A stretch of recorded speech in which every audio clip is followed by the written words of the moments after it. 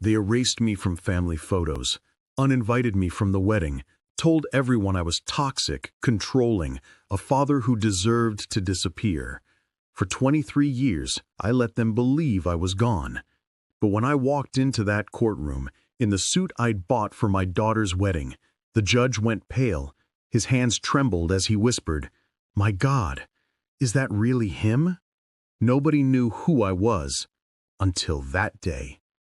Before we continue, please subscribe to the channel and write in the comment section where you're watching from, so I'll know how far my story has gone. They say you die twice, once when your heart stops, and once when someone speaks your name for the last time. I died the second death 23 years ago, but my heart kept beating anyway. My name is Norbert Walsh, and this is the story of how I became a ghost in my own family. The cabin in McCall smells like pine and regret. Every morning I wake to silence so thick it has weight, the kind of quiet that presses against your chest until you remember why you're alone. I make coffee in the same chipped mug. I watch the lake turn from black to silver. I exist, but I don't live.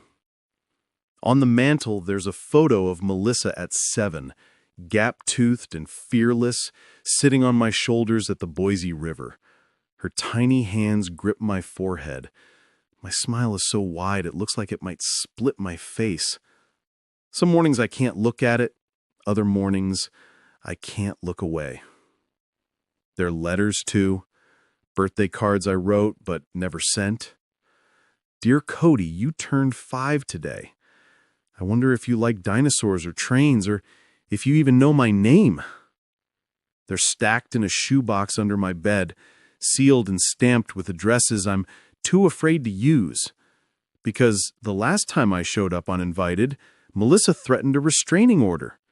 It happened at the Grove, that overpriced restaurant downtown where Boise's elite pretend their problems taste better with truffle oil. August 14th, 2002. Her rehearsal dinner. I wasn't supposed to come, but she was my only child. I thought maybe, just maybe, she'd see me walk through that door and remember who I was before Troy Patterson rewrote our story. I wore my best suit, brought a gift, practiced my smile in the truck mirror. The moment I stepped inside, the room went cold. Troy saw me first. His jaw tightened, but his eyes stayed calculating. He leaned into Melissa and whispered something that made her face go hard. She stood up, glass of champagne trembling in her hand, and every head turned toward the commotion brewing in the corner. "I need to say something," she announced, voice cutting through the Mozart and polite laughter. My heart hammered. Maybe this was it. Maybe she'd invite me to stay. "My father is here." And the way she said father made it sound like a disease. He wasn't invited because he's toxic. He's controlling. He's paranoid.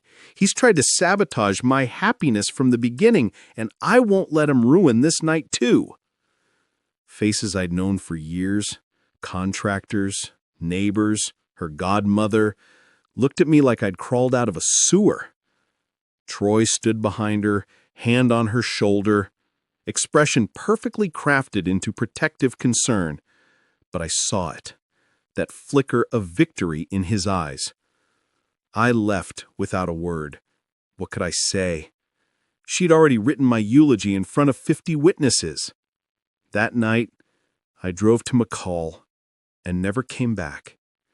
I sold Walsh Construction for pennies on the dollar, disconnected my phone, let the world forget Norbert Walsh ever existed. That was the night my daughter buried me alive. But graves, I've learned, don't always stay closed. There's a special kind of torture reserved for fathers like me. It's called Facebook. Every Tuesday and Friday night, I pour 2 fingers of whiskey, open my laptop, and watch my daughter live a life I'm not part of. I don't comment, I don't like. I just haunt the edges of her digital world like a shadow she'll never notice. Her profile's public, which means she's either careless or she's forgotten I exist. I suspect it's the latter. March 2009. We're pregnant. Melissa's hand cradled a tiny bump, Troy's arm racked around her like a trophy claim. 237 likes.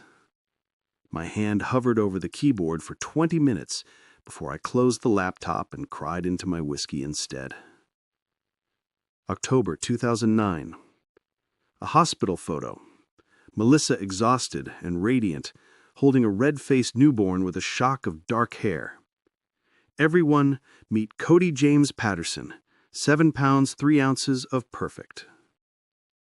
Cody James.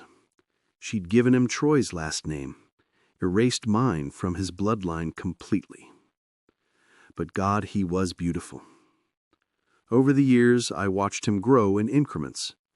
First steps on their Eagle lawn, first day of kindergarten with a backpack bigger than his body, Little League photos where he stood in the outfield picking dandelions, Halloween costumes, dinosaur, astronaut, Spider-Man. In every photo, Troy loomed large, the perfect father, coaching Cody's team, building a treehouse, teaching him to ride a bike. All the things I should have been doing. There were moments when the joy broke through my grief. Melissa had Cody's laugh. I could tell, even in the silent photos, the way his whole face scrunched up. He had my grandfather's ears, the Walsh family curse we all pretended not to notice. Sometimes I'd stare at his pictures and whisper, "Hey there, buddy.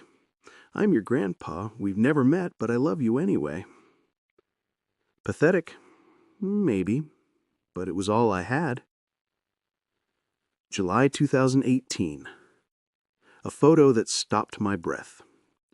Melissa at some charity gala in Boise, wearing a midnight blue dress, hair swept up elegant, and there, resting just above her collarbone, the seashell pendant. I'd given it to her when she was 9. We'd driven to Cannon Beach in Oregon for her birthday, just the two of us after her mother left. She'd found the shell herself, perfect and pearlescent, and I'd had it set in silver at a jewelry shop in Seaside. "So you'll always remember we're tethered to something bigger," I'd told her, "even when the waves try to pull us apart." She'd worn it every day for years. I thought she'd thrown it away along with everything else that connected us. But there it was, gleaming, tethered to her neck. She still wore that pendant. She just forgot who gave it to her. Or maybe she remembered exactly who gave it to her and wore it anyway like a gravestone marker. Either way, I was still dead to her. But ghosts, I was learning, have a way of coming back. The call came on a Thursday morning in late September while I was splitting firewood behind the cabin. My phone rarely rings. When it does, it's usually a telemarketer or someone with the wrong number. So when Alan Shepard, attorney, flashed across the screen, I almost didn't answer. "Norbert Walsh?" His voice was brisk, professional. "Speaking? This is Alan Shepard from Shepard and Associates in Boise. I'm calling regarding Troy Patterson. I believe you know him." The axe slipped from my hand and thunked into the dirt. I knew that name. I knew it the way you know the smell of smoke before you see the fire. "What about him?" My voice came out steady, but my pulse was hammering.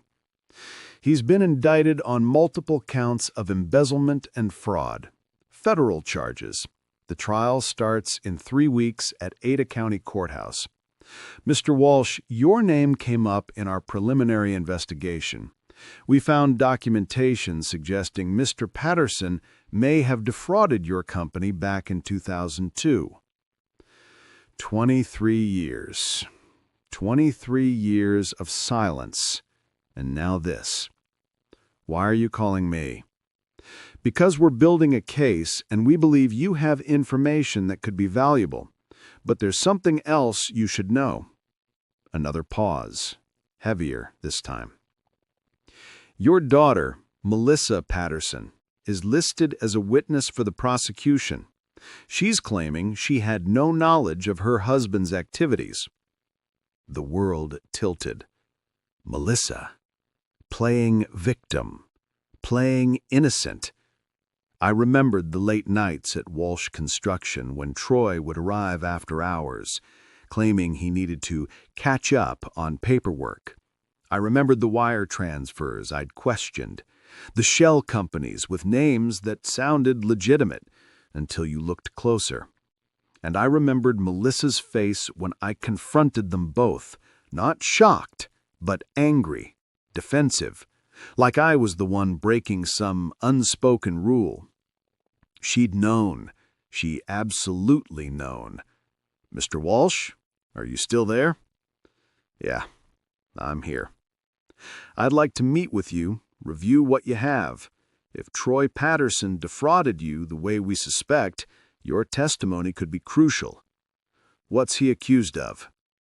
Embezzling over $3 million from 6 families through falsified construction contracts and investment schemes. The Patterson family has been living well beyond their declared income for years. 3 million. 6 families. All while Melissa posted photos of their perfect life and I rotted in exile. Mr. Walsh, I need to know, do you have any documentation from 2002? I looked toward the cabin, toward the storage unit I'd been paying for 23 years because I couldn't bring myself to destroy the evidence of my own destruction. Yeah, I said quietly. I have everything. Everything? Emails, wire transfers, security footage, recordings. My voice hardened. Every goddamn piece. The silence on the other end was reverent. Mr. Walsh, I think you need to come to Boise. I stared at the mountains, at the lake, at the beautiful prison I'd built from grief and isolation. If she wanted to play innocent, she'd picked the wrong ghost to lie to. The storage unit sits on the outskirts of McCall, one of those faceless cinder block buildings where people hide the pieces of lives they can't bear to look at but refuse to throw away. Unit 247. I've paid $75 a month for 23 years to keep ghosts locked behind a rolling metal door. The padlock resisted at first, rust and time conspiring against me, but it finally gave with a metallic groan that echoed through the empty corridor. I hadn't been here since 2003, the year I stopped pretending I might need any of this for a legal battle that would never come. Inside, everything waited exactly as I'd left it. Cardboard boxes labeled in my own handwriting, Walsh Construction, financial records 2001 to 2002. A filing cabinet with a broken drawer. And there, in the back corner, beneath a tarp covered in dust, the briefcase. Black leather, combination lock, the kind of thing you see in movies when someone's about to expose a conspiracy. My hands trembled as I spun the dial. 180779. Melissa's birthday. The latches clicked open. The smell hit me first. Paper and ink, metal and time, and something else. The USB drive still smelled faintly of solder and smoke from where our IT guy, Randy, had salvaged the security footage before I sold the company. He'd looked at me with pity when he handed it over, like he knew I was building a bomb I'd never have the courage to detonate. I spread the contents across the dusty concrete floor. Wire transfer receipts, emails printed on paper that had yellowed at the edges, bank statements with highlighted discrepancies, and the security footage logs, time-stamped and damning. My fingers traced over an email dated July 2002. Subject line, R.E., Canyon Ridge investment adjustments. Troy, moved the funds like you asked. Accounts reconciled on paper. Dad won't notice if we keep it under $50K per quarter. M. Melissa.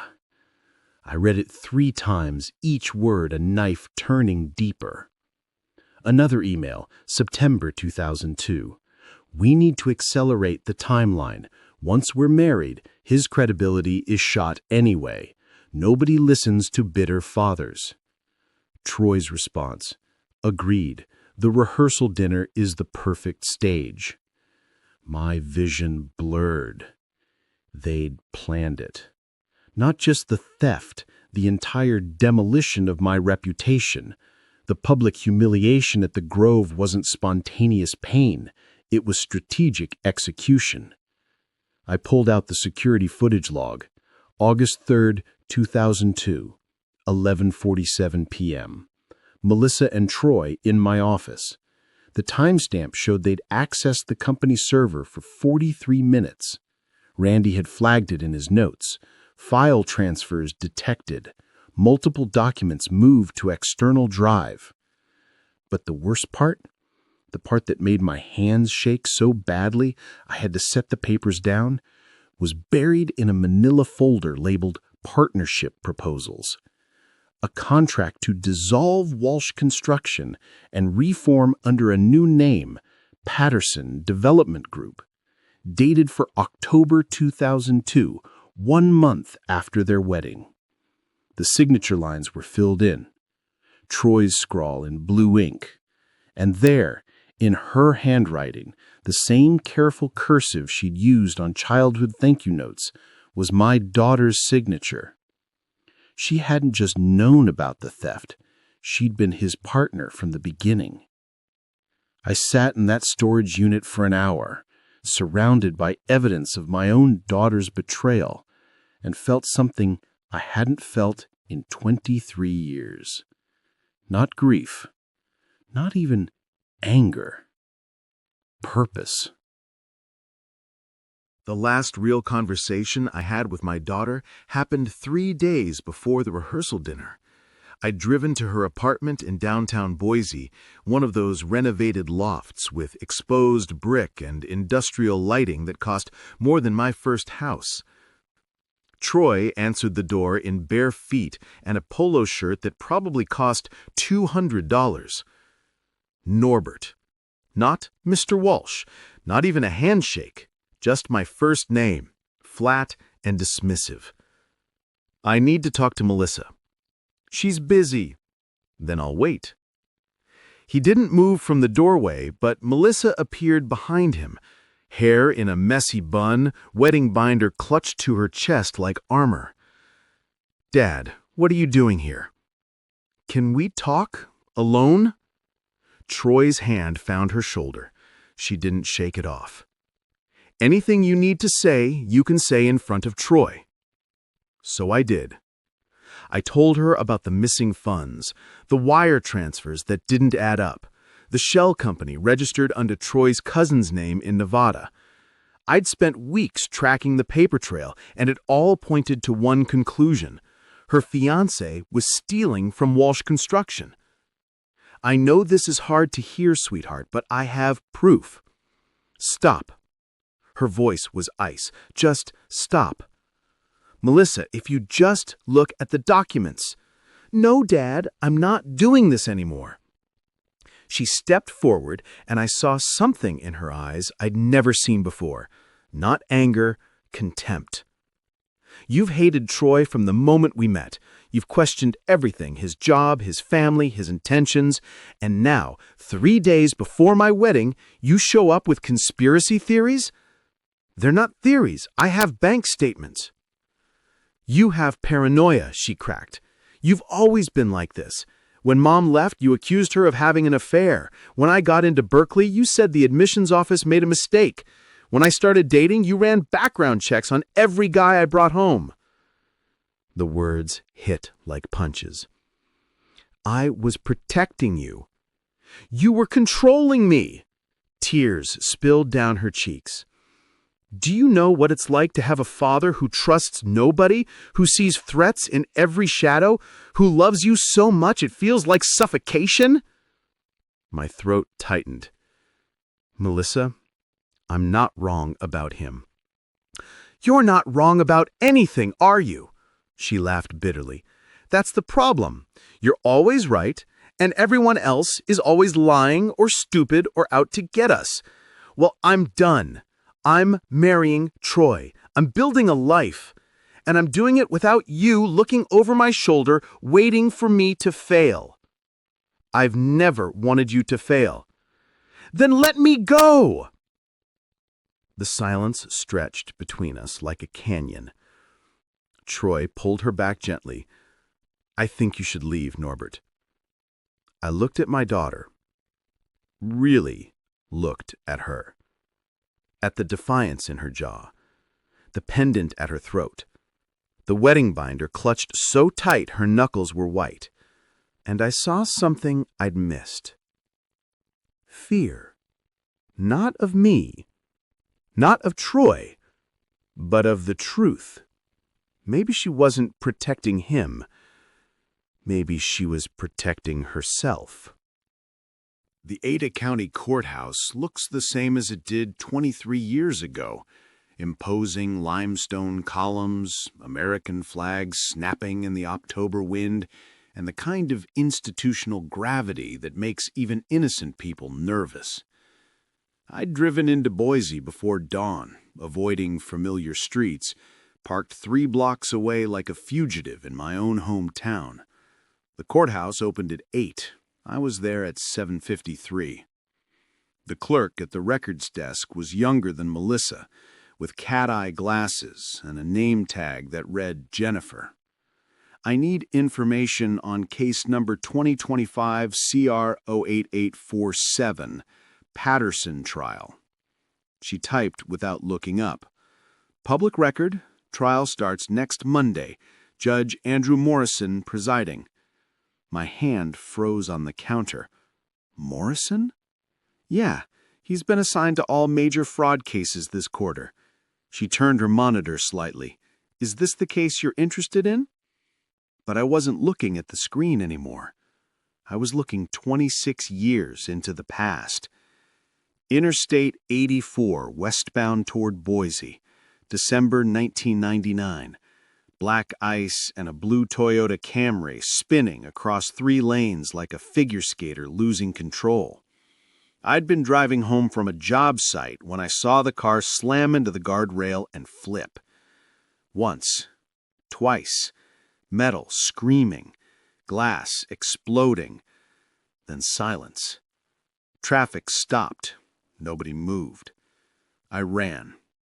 The car was upside down, smoke pouring from the engine.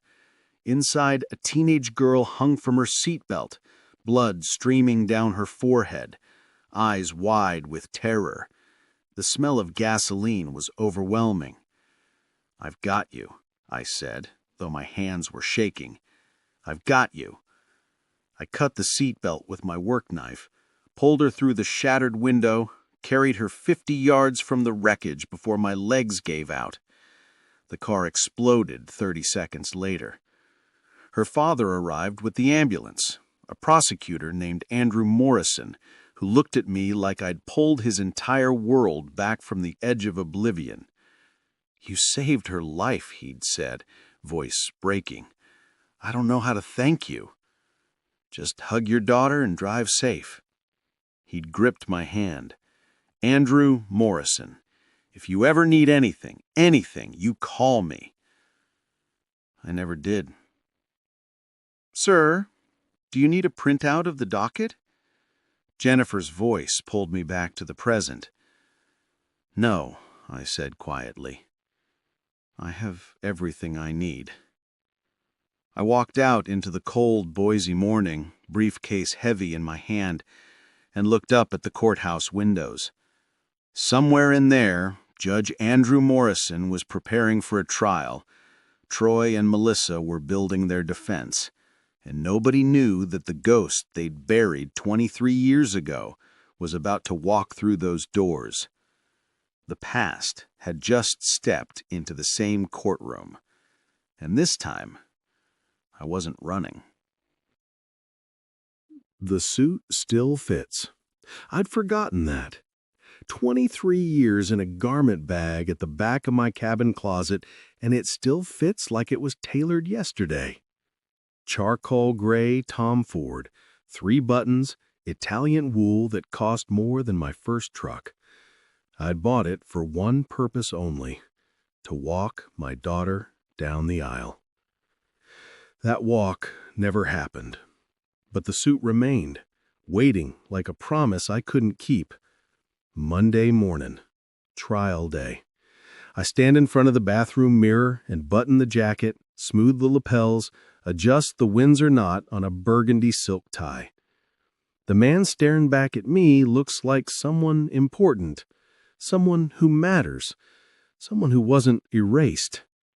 It's been a long time since I recognized myself. In the pocket of my briefcase, wrapped in tissue paper, is the boutonniere I'd ordered for the wedding. White rose with eucalyptus. It arrived the day after the rehearsal dinner, after I'd already been publicly buried. I couldn't bring myself to throw it away, so it went into the freezer, preserved like evidence. This morning, I pinned it to my lapel. Some people might call what I'm about to do revenge. They'd be wrong. Revenge is hot. It's rage and impulse and the desire to hurt someone the way they hurt you. This isn't that. This is cold, calculated. This is 23 years of silence finally finding its voice. This is revelation. I'm not walking into that courtroom to destroy Melissa. I'm walking in to expose what she already destroyed. The truth, her integrity, and the father she convinced everyone was too toxic to deserve a seat at her table. If she'd been honest, if she'd admitted what she knew, maybe we could have faced it together. But she chose the lie. She chose Troy. She chose the house in Eagle and the charity galas and the perfectly curated Facebook feed built on stolen money and a father's ruined name. I zipped the briefcase. USB drives, printed emails, wire transfer receipts, bank statements, security footage logs, a contract with her signature in her own handwriting. Every weapon I need is evidence. Every accusation I'll make is documented. I'm not a bitter old man with conspiracy theories anymore. I'm a witness. And witnesses don't need invitations. They need subpoenas. Alan Shepard sent mine 3 days ago. I look at myself one more time. The suit, the tie, the boutonniere. I look like a man going to a wedding. In a way, I am. I'm about to witness the marriage of truth and consequence. The drive to Boise takes 40 minutes. I don't turn on the radio. I don't rehearse what I'll say. I just drive, watching the mountains give way to suburbs, suburbs to the city to the courthouse with its limestone columns and the weight of judgment in every stone. I park in the public lot, walk slowly toward the entrance. Security waves me through the metal detector. A bailiff checks my briefcase, nods, hands it back. 3rd floor, courtroom C. I take the stairs. Each step is deliberate, each breath measured. By the time I reach the courtroom doors, my heart is steady. My hands are calm. If she wouldn't call me father, she'd call me witness. And when I walk through those doors, everyone will finally see who I really am. The doors to Courtroom C are heavier than they look. I push through them at exactly 9 a.m., and the sound, that low, resonant creak of old hinges, cuts through the murmur of pre-trial conversation like a knife through silk. Everything slows. The courtroom is half full. Spectators in the gallery, lawyers shuffling papers at their tables, a court reporter adjusting her machine. And there, 3 rows from the front on the left side, Melissa and Troy. She sees me first. Her head turns at the sound of the door, casual curiosity transforming into recognition in the space of a heartbeat. Her mouth opens slightly, then closes. Then, and I'll never forget this, she giggles. Not a laugh, a giggle. High-pitched and nervous, the kind of sound people make when their brain short-circuits between disbelief and panic. Troy's reaction is slower, more controlled. His eyes find mine, and his expression doesn't change, not outwardly, but his hand, resting on the table, curls into a fist. His jaw tightens, and then he does something I didn't expect. He looks away. Not down, not at Melissa. Away. Like if he doesn't see me, I won't be real. But I am real. I walk down the center aisle, each footstep deliberate, the Tom Ford suit catching the fluorescent light just right. I don't look at them. I look straight ahead at Judge Andrew Morrison, who's reviewing documents, oblivious to the seismic shift happening in his courtroom, until he glances up. His color drains from his face so fast, I think he might be having a stroke. His hand, steady, experienced, the hand of a man who's wielded a gavel for 15 years, begins to shake. Papers slip from his fingers and scatter across the bench. My God! His voice is barely a whisper, but in the sudden silence of the courtroom it carries. Is that really him? Every head turns. The lawyers, the spectators, the bailiff by the door. All eyes on me. I stop 3 rows from the front and meet Judge Morrison's gaze. He stares at me like I've stepped out of a photograph, like the past has suddenly materialized in a 3-piece suit with a white rose boutonniere. Because that's exactly what happened. Melissa's giggle dies in her throat. Troy won't look up, and the whispers start.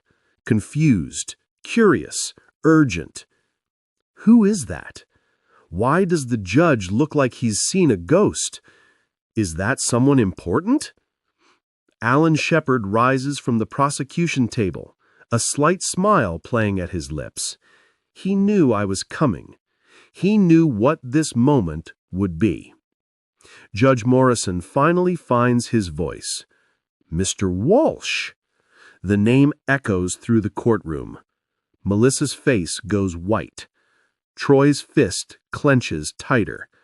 And I smile. Small, dignified, the smile of a man who's been dead for 23 years and just woke up. Your Honor, I say quietly, I'm here to testify. Nobody had a clue who I really was until that day. Alan Shepard doesn't waste time. Your Honor, the prosecution calls Norbert Walsh to the stand. The bailiff swears me in. My hand on the Bible feels steady. My voice doesn't waver when I promise to tell the truth, the whole truth, and nothing but the truth. I've been telling the truth for 23 years. Nobody wanted to listen. Shepard approaches with a tablet and a cardboard evidence box. Mr. Walsh, can you describe your relationship to the defendant? Troy Patterson was employed by my company, Walsh Construction, from January 2001 to August 2002. He also became engaged to my daughter during that time. And what was the nature of Mr. Patterson's employment? Financial coordinator. He managed accounts, processed contracts, handled vendor relationships. Shepard nods. Did you notice any irregularities during his employment? Yes. In July 2002, I discovered discrepancies in our quarterly reports.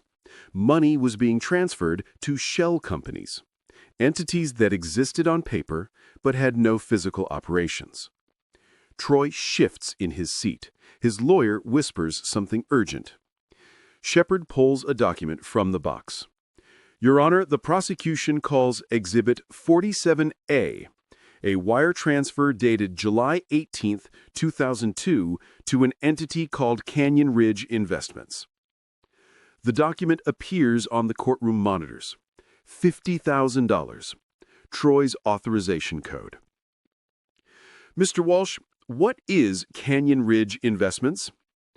A shell company registered in Nevada under the name of Troy's cousin, Daniel Patterson. It had no employees, no office, no legitimate business operations. It was a funnel. A funnel for what? Stolen money. The courtroom murmurs. Judge Morrison's gavel cracks once. Order. Shepard continues. Did you confront Mr. Patterson about these transfers? I did, along with my daughter, 3 days before their wedding. I feel Melissa's eyes on me. I don't look at her. Not yet. And what was their response? Denial, deflection. I was accused of being paranoid and controlling. Shepard pulls another document. Prosecution Exhibit 47B, an email dated July 23, 2002. Subject line, Canyon Ridge Investment Adjustments. He pauses for effect. Would you read the highlighted portion, Mr. Walsh? My voice stays level. Troy, moved the funds like you asked. Accounts reconciled on paper. Dad won't notice if we keep it under $50,000 per quarter. Silence. Who sent that email, Mr. Walsh? My daughter, Melissa Patterson. The courtroom erupts. Judge Morrison's gavel pounds 3 times. I finally look at Melissa. Her face is ash-white. Tears stream down her cheeks. Troy has his head in his hands. Shepard presents more evidence. Security footage logs showing late-night access to company servers, bank statements with highlighted transfers, the partnership dissolution contract with both their signatures, dated 1 month after a wedding that would destroy my credibility forever. Each piece lands like a hammer blow. Melissa stands suddenly, voice breaking. Dad, please stop. The courtroom freezes. 23 years. 23 years since she called me Dad. I meet her eyes, her mother's eyes, my eyes, and see the little girl who used to fall asleep on my shoulders. The teenager who made me Father's Day cards.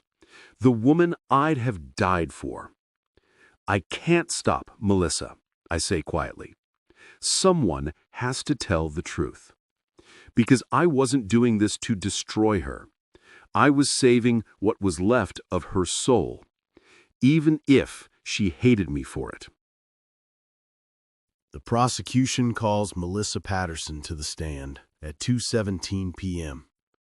She walks like she's moving through water, slow, resistant, every step a battle against gravity and the weight of what's coming. Her lawyers prepped her.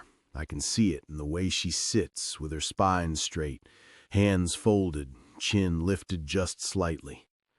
But her eyes are red, and her hands won't stop trembling. Alan Shepard begins gently. Mrs. Patterson, you've been listed as a witness for the prosecution. Can you tell the court what you know about your husband's financial activities? Her voice cracks. She clears her throat. I didn't know the full extent. Not until recently. But you knew something. Silence. Mrs. Patterson? I knew some things weren't right. But Troy said it was complicated, business stuff. He said my father was overreacting because he'd never liked him. Did you help facilitate any financial transfers? Her lawyer objects, overruled. Mrs. Patterson's breathing quickens.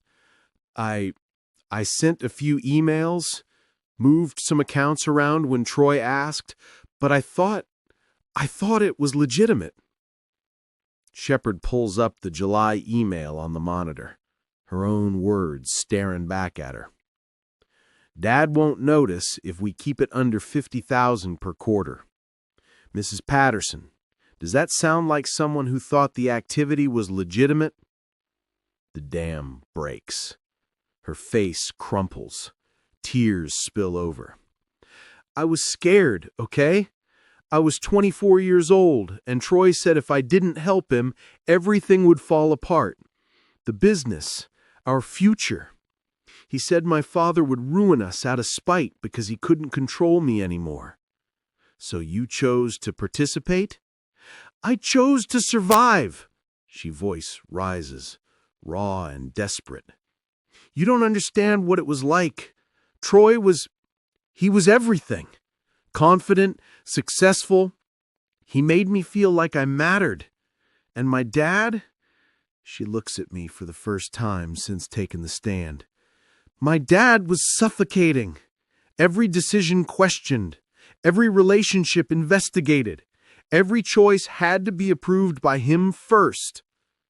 My chest tightens. So when Troy said we needed to protect ourselves, I believed him. And when he said the only way to move forward was to cut my father out completely, I did it.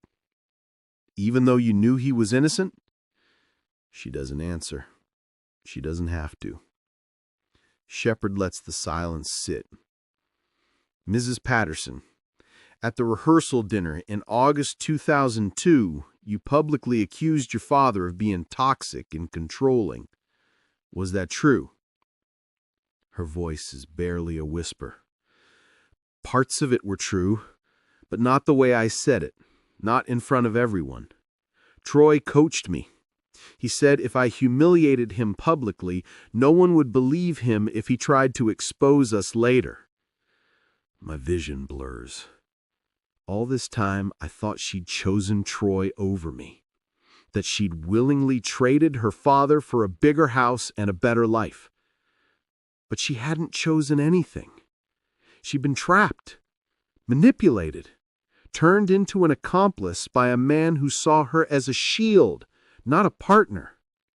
All this time, I thought she'd erased me. But she'd been erasing herself. Troy Patterson finally takes the stand at 4:43 p.m. His lawyer has dressed him carefully, navy suit, muted tie, clean-shaven with just enough stubble to look human, the performance of a man who's made mistakes but deserves compassion. But I've watched men lie for 30 years. I know the tells. The prosecutor goes straight for the throat. Mr. Patterson, how do you explain the shell companies registered under your family members' names? Those were legitimate investment vehicles. With no employees? No physical address? No tax filings? Troy's jaw tightens. The business landscape is complex. Let me simplify it. The prosecutor pulls up a financial chart. Between 2001 and 2024, you systematically stole over $3 million from 6 families, including your own father-in-law. You manipulated your wife into complicity. You orchestrated a public character assassination to neutralize the one person who could expose you. Is that complex enough?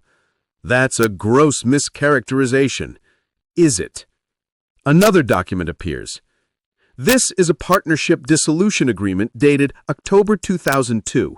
It would have transferred Wash Construction to your control immediately after your wedding. Your signature, your wife's signature. A company that wasn't yours to take. Troy's composure cracks. Norbert Walsh was impossible to work with. He sabotaged every decision, questioned every strategy. So you stole from him? I built from him. Everything he had came from luck and timing. I had vision. You had greed. The courtroom is silent. Even Troy's lawyer looks defeated. Judge Morrison leans forward, and when he speaks, his voice carries the weight of 15 years on the bench and a debt he's never forgotten. Mr. Patterson, I've presided over hundreds of fraud cases, embezzlement, Ponzi schemes, white-collar crime dressed up as entrepreneurship. But this, he shakes his head, you didn't just steal money. You stole a man's family, his reputation, his daughter's trust. You weaponized love and turned it into a prison. Troy opens his mouth. Nothing comes out. The evidence is overwhelming. The jury will deliberate, but I can tell you this. I've seen enough. Morrison's gaze shifts to me, and something passes between us. Recognition. Respect. A debt repaid. Mr. Walsh, 26 years ago, you pulled my daughter from a burning car. You didn't ask for thanks. You didn't want recognition.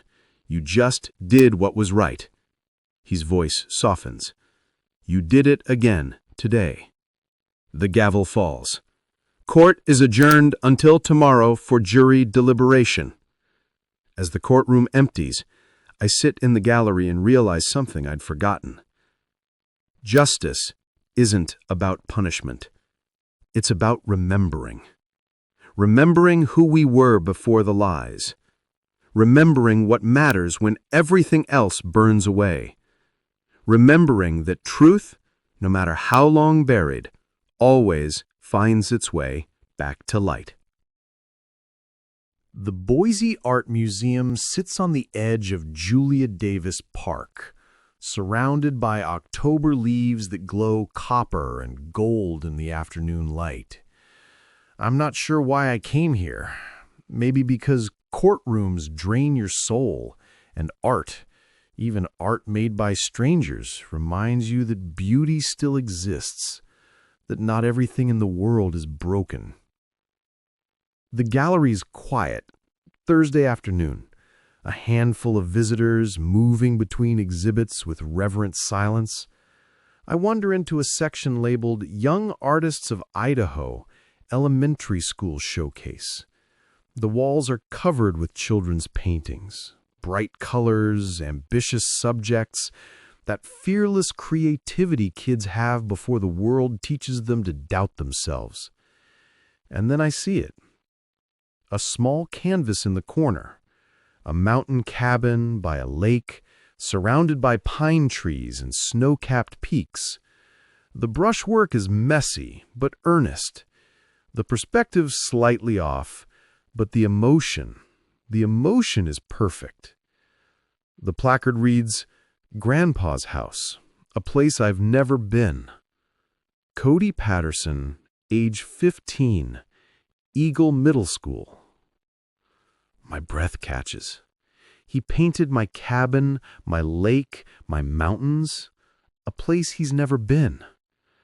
How does he even know it exists? I showed him pictures. I turn. Melissa stands 10 feet away, arms wrapped around herself like she's trying to hold something together. She's wearing jeans and a sweater, no makeup, hair pulled back. She looks younger than she did in the courtroom, and more tired. We stare at each other across the gallery floor. She's been driving by that cabin for 3 years, she says quietly. Never had the courage to knock, but I'd take photos from the road, show them to Cody, tell him stories about the man who lived there. Why? Because he deserved to know, her voice breaks. Because I spent 23 years erasing you, and I couldn't do it anymore. She takes a tentative step closer. I told him about Cannon Beach, about the construction company, about how you saved Judge Morrison's daughter, about the father I threw away because I was too scared to admit I'd made a mistake. Tears stream down her face. I didn't testify to save myself, Dad. I testified because Cody asked me one question that broke me.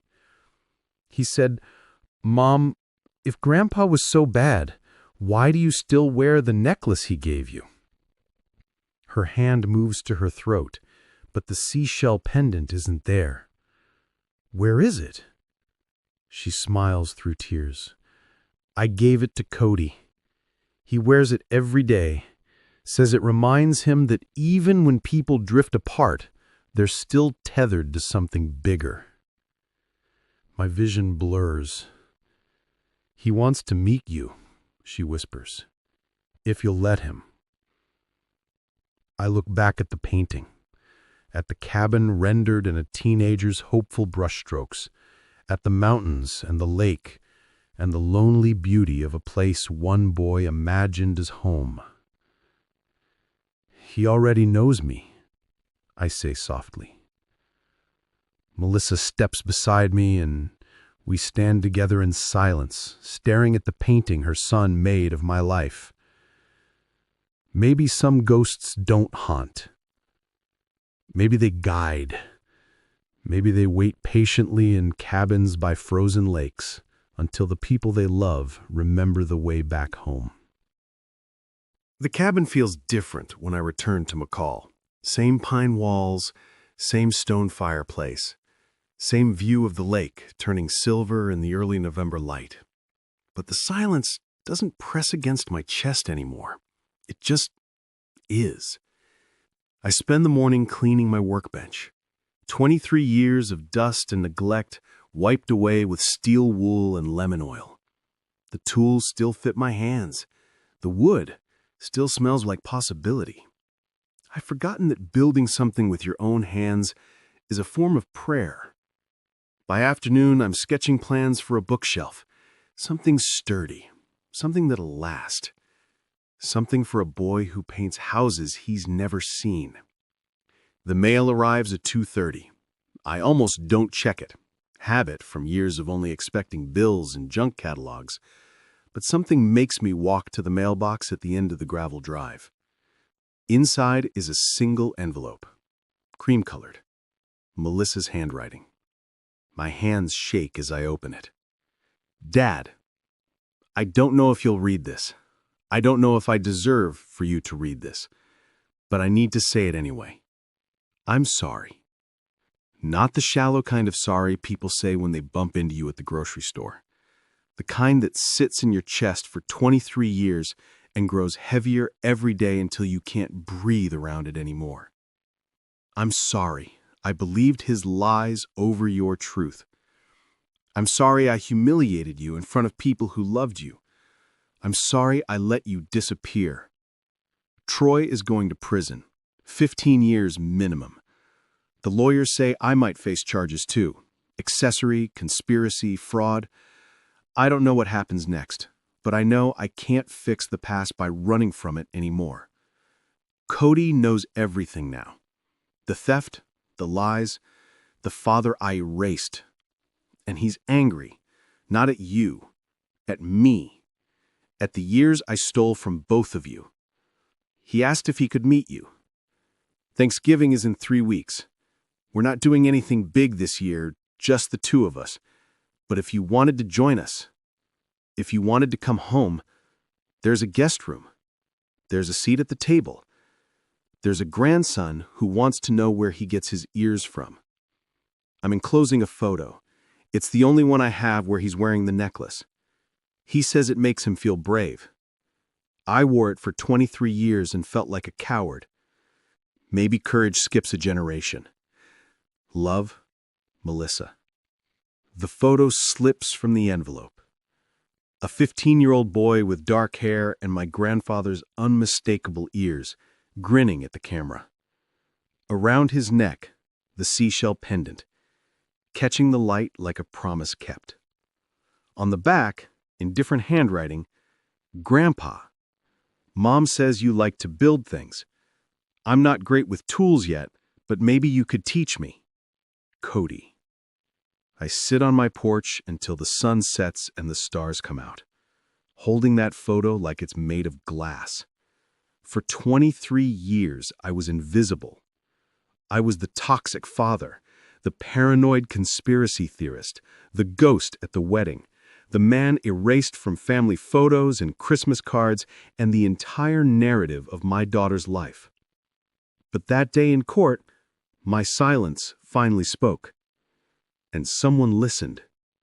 Not just the judge, not just the jury. My daughter, my grandson, the people who needed the truth most. Tomorrow, I'll start building that bookshelf. And on Thanksgiving, I'll come home. So here's my question for you. Was I right to handle it this way? Tell me in the comments below, what would you have done in my position? If you enjoyed this story, please hit that like button, subscribe to the channel for more real-life tales, and turn on notifications so you never miss the next one. Because trust me, there's so much more on this channel. Thank you for watching, and see you in the next life story.